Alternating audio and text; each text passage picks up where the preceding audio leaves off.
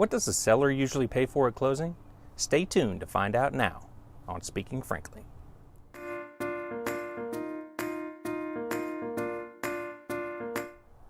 My name is Frank Hunton, and I am a realtor with Hunton Properties and Keller Williams Realty Partners in Woodstock, Georgia, and this is Speaking Frankly.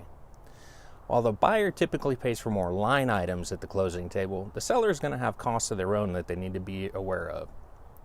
In addition to the realtor's commissions, there are other taxes, fees, and costs that the selling party should be prepared to pay for. In Georgia, counties charge property tax in arrears, meaning that at closing, the seller is going to be charged the full current year's property tax and will then be credited back a prorated amount from the day after closing through the end of the billing cycle. Effectively, the seller is going to be responsible for the property tax from the first day of the cycle through the end of closing day, and the buyer will be responsible for the day after closing through the end of the cycle. Homeowners Association fees are usually paid in advance, and if they haven't been taken care of, it will need to be paid prior to the transaction closing. Now, just like your property tax, the seller is only responsible from the first day of the cycle through the end of closing day and will receive a credit for the remaining prepaid fees from the buyer side. Also, many HOAs will charge you for closing letters or for transferring the account to the new owner. These fees are usually also the responsibility of the seller.